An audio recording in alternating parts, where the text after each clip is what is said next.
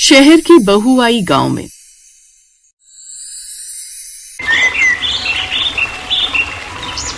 सुबह 5 बजे उठकर चंदा अपने घर की सफाई में लग जाती है कि तभी चंदा की पड़ोसन कुंती उसके दरवाजे पर आती है और कहती है, क्या बात है चंदा बहन, आज सुबह सुबह ही तुम्हारे घर का सारा काम हो गया? बड़ी फुर्ती में दिख रही हो। और नहीं तो क्या, अरे ना सिर्फ घर का काम बल्कि मैंने अपने बेटे बहू के लिए खाना भी बना दिया है। आज मेरा मन बहुत खुश है। बेटा बहू? हाँ कुंती, तुम्हें पता है मेरी शहर में रहने वाली बहू मोहिनी और बेटा मोहित आज गांव में मुझसे यानी अपनी सास से मिलने आ रहे हैं। उन्होंने कहा है कि वो मुझे अपने साथ शहर ले जाएंगे। न सिर्फ मुझे बल्कि वो इन्हें भी अपने शहर ले जाएंगे। फिर हमारा पूरा परिवार एक हो जाएगा। जरा ध्यान से चंदा बहन, शहरी बहू में बड़ी चालाक होती है, चमक धमक देखकर कहीं धोखा न खा जाना। क्या यार कुंती, तू भी न कुछ भी सोचती है। ऐसा कुछ नहीं है। मेरी जो बहू है ना, वो लाखों में नहीं करोड़ों में एक है। उसने फोन पर कितने प्यार से बात की थी। अगर ऐसी बहू है बहन तो बहुत अच्छी बात, लेकिन मेरी बात को गांठ बांध लेना। अगर वो तुझे या भाई साहब को अलग होने को कहे तो कभी मत मानना। आजकल की बहुएं ऐसा ही करती हैं। जब उन्हें जरूरत होती है तो अपनी सास को शहर ले जाती हैं और वहाँ उन्हें नौकरानी बनाकर रखती हैं। खैर, अगर तेरी बहू अच्छी है तो बहुत अच्छी बात है। अच्छा बहन, मैं चलती हूँ, मुझे जंगल से लकड़ियाँ लानी है। इतना बोलकर कुंती वहाँ से चली जाती। लेकिन कुंती की बातें चंदा के दिमाग में घर कर जाती हैं कि तभी घर के बाहर एक काली कार आकर रुकती है। कार से बहू मोहिनी और बेटा मोहित बाहर आते हैं। मोहिनी प्रेग्नेंट होती है, इसलिए वो झुककर पैर नहीं छूती। ओह गॉड, यहाँ कितनी धूल और गर्मी है। मम्मी जी, आपका गांव अभी भी वैसे ही पिछड़ा हुआ है। ओहो, मेरी तो गाड़ी से उतरती तबीयत खराब होने लगी है। अरे बहू आ बैठ, इस कुर्सी पर बैठ जा। ये गांव की ताजी हवा है, इससे कोई बीमार नहीं होता। मोहित बेटा, तू कैसा है? शहर में खाना पीना ठीक से तो खाता है ना? हाँ माँ, सब ठीक है, बस काम का थोड़ा प्रेशर रहता है। मोहिनी को डॉक्टर ने आराम करने को कहा है, इसीलिए सोचा कुछ दिन आपके पास गांव में रहकर आए और फिर आपको अपने साथ शहर ले चले। देखो बहू बेटों को यहाँ आए हुए देरी हो गई है, लेकिन तुम सिर्फ यहाँ पर बातें बना रही हो। जाओ जाकर बहू के लिए कुछ लेकर आओ। जी आपने बिल्कुल सही कहा, मैं अभी लाती हूँ। इतना बोलकर चंदा अब किचन में जाती है और बहू के लिए जूस और नाश्ता लाती है। मम्मी जी, ये क्या है? क्या ये घर का निकला हुआ जूस है? इसमें तो मक्खियां भिन आ रही होंगी।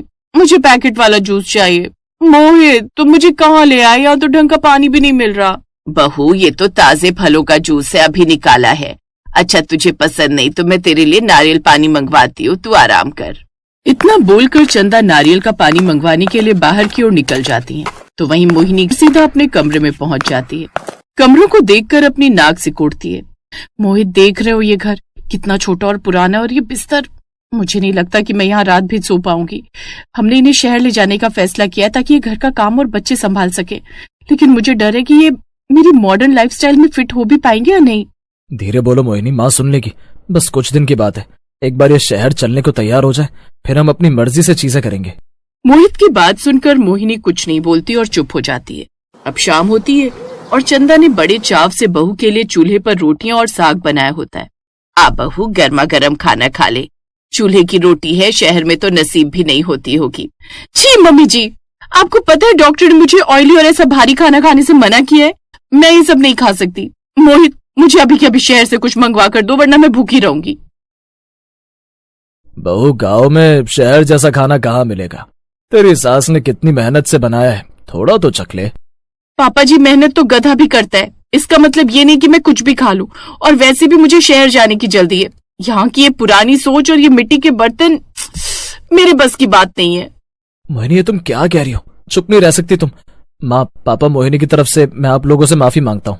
इस तरह मोहित की डांट सुनकर मोहिनी चुप हो जाती है, तो वहीं चंदा का दिल टूट जाता है, लेकिन वो कुछ नहीं कहती। अगले दिन सुबह मोहिनी सोकर उठती है और चंदा से कहती है, मम्मी जी, कल रात के लिए मैं आपसे माफी मांगना चाहूंगी, मुझे माफ कर दीजिए। कोई बात नहीं बहू, तू यहाँ गांव में नहीं रहती ना, इसलिए तुझे गांव की आदत नहीं है। मम्मी जी, मुझे कुछ बताना है। वो बात यह है कि कल हम शहर निकल रहे हैं। हमने तय किया है कि आप हमारे साथ चलेंगी, लेकिन पापा जी को अभी गांव में ही रहना चाहिए। शहर में हमारा फ्लैट छोटा है और वहाँ 2 बड़े लोगों की जगह नहीं है। ये क्या कह रही है बहू? मैंने तो सोचा था कि हम सब साथ रहेंगे। तेरे ससुर को यहाँ अकेले छोड़कर मैं कैसे जा सकती हूँ। देखिए मम्मी जी, इमोशनल होने की जरूरत नहीं है। मुझे शहर में काम करने के लिए और बच्चे के लिए एक भरोसेमंद हाथ चाहिए। अगर आप आएंगी तो मेरा काम आसान हो जाएगा। पापा जी यहाँ रहकर खेती देख सकते हैं, वैसे भी शहर में उनका मन नहीं लगेगा। मोहित अपनी पत्नी की बात सुनकर खामोश रहता है। चंदा अपने पति की तरफ देखती है, जिनकी आंखों में आंसू आ जाते हैं।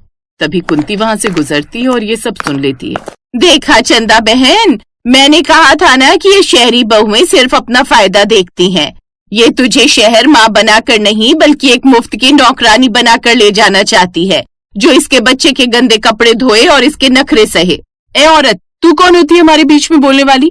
मम्मी जी, अगर आपको चलना है तो आज ही आज हाँ बोलिए, वरना हम अकेले जा रहे हैं। और याद रखिए, अगर आप नहीं आई तो मैं आपको कभी आपका पोता नहीं देखने दूंगी। और तो और हम कल की जगह आज के आज निकलेंगे इस घर से। बस बहू, बहुत बोल लिया तूने। मैं अब तक चुप थी क्योंकि तू प्रेग्नेंट है और मेरे बेटे की पसंद है, लेकिन तू तो मेरे सुहाग को ही मुझसे अलग करना चाहती है। जिस पति ने मेरा उम्र भर साथ दिया, उसे मैं अकेला छोड़कर तेरे साथ चली जाऊं शहर, वो भी तेरी गुलामी करने के लिए। माँ, आप कैसी बातें कर रही हो? आप हमारी गुलामी थोड़ी ना करोगी। आप हमारी माँ हो, वहां आप आराम से रहोगी। माँ, मोहिनी की बात मान लो ना। शहर में वैसे भी पापा क्या करेंगे, वहां पार्क में बैठने के अलावा कोई काम नहीं है। बेटा मोहित, मुझे काम की चिंता नहीं है। मुझे तो इस बात का दुख है कि तू अपनी पत्नी की गलत बातों में इतना दब गया है कि तुझे अपने बूढ़े माँ बाप का अकेलापन नहीं दिख रहा। चंदा, तू जा इसके साथ, मैं यहाँ रह लूंगा। नहीं मोहन जी, मैं कहीं नहीं जा रही। बहू, तू जिस शहर की अकड़ दिखा रही है ना, वो शहर तेरे पास ही रख। मुझे मेरे गांव की सूखी रोटी मंजूर है, पर तेरे घर की वो गुलामी नहीं जहाँ रिश्तों की कोई कदर नहीं है। ठीक है, तो फिर सड़ते रहिए इसी गांव में। मोहित, चलो यहाँ से, मुझे एक पल भी यहाँ नहीं रुकना। मोहिनी गुस्से में पैर पटकते हुए गाड़ी की तरफ जाती है। मोहित बेबस होकर अपने माँ बाप को देखता है, लेकिन मोहिनी के डर से कुछ नहीं बोल पाता और चुपचाप गाड़ी में बैठ जाता है और वो शहर की तरफ निकल जाती है। चंदा, तूने बहुत बड़ा मौका छोड़ दिया। शहर जाती तो पोते पोती का सुख मिलता। पोते का सुख तो तब मिलता ना जब मेरी बहू के दिल में मेरे लिए प्यार होता। वो तो मुझे सिर्फ एक दाई बनाकर ले जाना चाहती थी। कुंती सही कह रही थी, ये लोग रिश्तों को सौदा समझते हैं। साहस दिखाया तूने चंदा बहन। ऐसे बच्चों के पीछे अपना स्वाभिमान नहीं खोना चाहिए। चल, अब जो खाना बनाया है वो हमें भी खिला, बड़ी भूख लगी है। कुंती की ऐसी बातें सुनकर अब चंदा मुस्कुराती है और अपनी पड़ोसन के साथ बैठकर खाना खाने लगती है। उसे एहसास होता है कि असली शांति शहर के बड़े फ्लैट में नहीं, बल्कि अपने घर के सुकून और अपनों के साथ में है।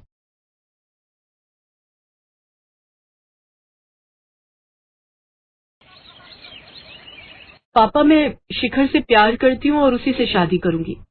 ठीक है, फिर अगर तुझे उस गरीब लड़के से ही शादी करनी है तो निकल जा मेरे घर से, और आज के बाद कभी यहाँ मत आना, समझी? रुचि ने अपना बैग उठाया और अपने अमीर पिता की हवेली छोड़कर शिखर से ब्याह कर उसके गांव आ गई। जी शिखर, ये गांव में पहुंचते कैसी गंदी सी स्मेल आ रही है। अरे ये बदबू नहीं बल्कि गांव की पहचान है, मतलब गौ माता के गोबर की खुशबू। वो देखो, वहाँ देखो कैसे वो काकी गोबर के उपले बना रही है। छी, ये अपने हाथों में गोबर कैसे उठा रही है? ये गाय की पोटी को हाथ से कौन छूता है? ये गांव के लोग कितने गंदे हैं। फिर कुछ देर बाद उनकी कार एक घर के बाहर आकर रुकती है। अरे, ये कार यहाँ क्यों रोक दी? डार्लिंग, यही तो तुम्हारा ससुराल है, चलो उतरो। रुचि जैसे ही कार से उतरती है तो उसकी सैंडल कीचड़ में फंस जाती है। ओह नो, ये क्या हो गया? शिखर डार्लिंग, हेल्प मी। शिखर उसकी मदद करके उसका पैर बाहर निकालता है। ओह नो, मेरी 10,000 की सैंडल खराब हो गई, लेकिन ये तो अब 10 रुपए की भी नहीं रही। You shut up. है? Shut up? भैया, ये भाभी कौन सा शटर अप करने के लिए कह रही है? शटर तो बिरजू काका की दुकान में लगा है। शिखर, कौन है ये बदतमीज लड़की? अरे ये मेरी छोटी बहन शीतल है, थोड़ी पगलैट है, कब कहाँ क्या बोलना है इसकी समझ नहीं है इसे। तभी हाथों में थाली लिए शिखर की माँ आशा आती है। आओ आओ मेरी शहरी सुंदर बहू, अंदर आओ, तेरे ससुराल में तेरा स्वागत है। कुछ ही देर में सारे गांव में ये बात पता चल जाती है कि शिखर कोई शहरी बहू लाया है। अगले दिन गांव की कुछ औरतें उसकी मुंह दिखाई के लिए आती हैं। रुचि बहू, बाहर आ जाओ, मुंह दिखाई के लिए गांव की औरतें आ गई हैं। रुचि शॉर्ट ड्रेस पहनकर बाहर आती है। अरे आशा बहन, इसकी मुंह दिखाई है या टांग दिखाई? इसके मुंह से ज्यादा तो इसकी टांगे दिख रही हैं। पहले पता होता टांग दिखाई है तो इसकी टांगे ढकने के लिए तोहफे में कोई कपड़ा ले आते। अब मुंह दिखाई हो बहन या फिर टांग दिखाई, सच तो ये है कि दिख सब कुछ ही रहा है। जितनी इसकी टांगे गोरी है ना, इतना गोरा तो तुम सबका मुंह भी नहीं है। अब जो काम करने आई हो वो करो। और बहू, ये दर्जी मुए ने जरूर तुम्हारा आधा कपड़ा बचा लिया होगा, तभी तो इतनी छोटी सी फ्रॉक सिल दी है। कोई बात नहीं, फिलहाल तो ये चुन्नी सर पर ओढ़ ले और फिर कल से साड़ी ही पहनना। फिर सब उसकी मुंह दिखाई करती हैं और वहां से चली जाती हैं। तभी आशा अपनी बहू से, बहू इससे बड़े कपड़े तो मेरी गोरा पहनती है। कौन गोरा माँ जी? हमारी बच्चिया, अभी कुछ दिन पहले ही जन्म लिया है उसने। माँ जी, ये डिजाइनर कपड़े और इसे कोई दर्जी नहीं सिलता, बल्कि फैशन डिजाइनर बनाता है, और आगे से मेरी तुलना उस बच्चिया से नहीं करना। ये कहकर रुचि अपने कमरे में चली जाती है। शाम को रुचि अपने हील्स हर जगह ढूंढती है, लेकिन वो उसे कहीं नहीं मिलती। उफ, न जाने कहाँ चली गई, यहीं तो रखी थी। क्या हुआ रुचि, क्या ढूंढ रही हो? वो मेरी रेड वाली हील्स नहीं मिल रही हैं, कल ही निकाली थी बैग से, पता नहीं कहाँ गई। भाभी, पहले ये बताओ वो कितने की थी? पूरे 15,000 की। लेकिन तुम ये क्यों पूछ रही हो? क्योंकि आपकी वो 15,000 की हील्स हमारी गोरा पहनकर घूम रही है। माँ ने उसे वो हील पहना दी है।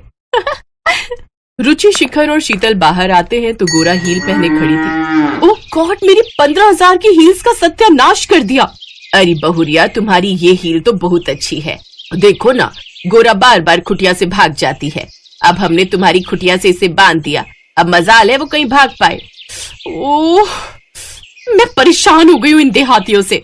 ए बहुरिया, जुबान संभाल कर हमको देहाती बोली, अंग्रेजी चिड़िया, अंग्रेज की बेटी। अगले दिन, अरे शीतल, ये सब औरतें सुबह सुबह लोटा लेकर कहाँ जा रही हैं? झाड़े हैं? झाड़े मतलब भगन करने। अब आप भी जल्दी चलो, नहीं तो पूरी तरह सवेरा हो गया तो फिर जा नहीं पाओगी। ओ गॉड, उसे फ्रेश होना कहते हैं, और मैं बाहर यूं खुले में नहीं जाऊंगी। मेरे लिए बाथरूम बनवाओ। अरे ओ सहरी तितली, तुझे इतना पता नहीं क्या कि आंगन में तुलसी की जगह होती है, शौचालय बनाने की नहीं। अब एक बार फिर से रुचि की बहस अपनी सास से होती है। इस तरह घर में दोनों की सोच को लेकर झगड़ा बढ़ता ही जाता है। फिर रात को रुचि शिखर से, शिखर, मैं अब और इस गांव में नहीं रह सकती। 2 कमरों की इस झोपड़ी वाले ससुराल में। कहाँ पहले मैं मायके में महारानी बनकर रहती थी, लेकिन यहाँ तो मेरी हालत नौकरानी जैसी हो गई है। ऊपर से यहाँ के लोग कितने गंदे से रहते हैं। हाथ से गोबर उठाना, गोबर से घर लीपना, उपले बनाना, छीछी, और ना जाने क्या क्या। देखो रुचि, मैंने तुम्हें पहले ही सब कुछ बता दिया था कि मेरा घर गांव में है, लेकिन तुम्ही ने कहा कि तुम सब एडजस्ट कर लोगी। और जैसे कपड़े तुम यहाँ पहनती हो ना रुचि, वो सब शोभा नहीं देता, समझी? अब तुम गांव में रहती हो तो यहाँ के तौर तरीकों से ही रहना होगा। ये बात सुनकर रुचि रोने लगती है। तुम्हारे लिए मैंने अपना इतना बड़ा घर छोड़ा, अपने लोगों को छोड़ा, और तुम मुझे ही एडजस्ट करने को कह रहे हो। अरे मेरी माँ, मैं भी तो तुम्हारे लिए ही ये सब कह रहा हूँ। क्या मतलब? मतलब ये कि मेरे परदादा की एक बहुत बड़ी और पुरानी हवेली है, जो कि माँ ने रेंट पर दे रखी है, और वहां से हर महीने किराया आता है। क्या हवेली? तो फिर हम वहाँ क्यों नहीं रह सकते हैं? रह सकते हैं, लेकिन उसके लिए हमें माँ को खुश करना होगा, और इसका एक ही तरीका है। जरा अपने कान इधर लाओ। शिखर रुचि के कानों में कुछ कहता है। फिर रुचि पहले तो उसकी बात मानने के लिए मना कर देती है, लेकिन बाद में मान जाती है। अगले दिन से रुचि वेस्टर्न कपड़े छोड़ साड़ी पहन लेती है और अपनी सास के पांव छूती है। ये देख आशा बहुत खुश होती है। वाह वाह वाह, कितनी प्यारी लग रही है। बिल्कुल ठीक कहते हैं लोग, भारतीय नारी की असली खूबसूरती तो साड़ी में ही झलकती है। थैंक यू माँ जी। हवेली के लालच में अब रुचि अपनी सास की खूब सेवा करती है। वो उनको खुश करने के लिए चूल्हे पर खाना बनाती है, गाय का दूध निकालना सीखती है और झाड़ा करने खेतों में लोटा लेकर जाती।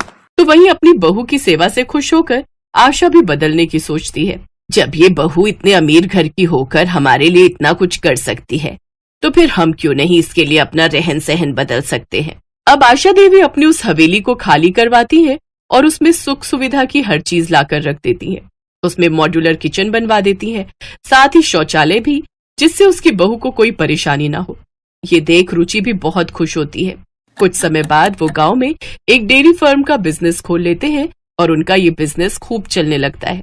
अब वो गांव में रहकर ही अच्छे खासे पैसे कमाने लगते हैं और खुशी खुशी रहने लगते हैं।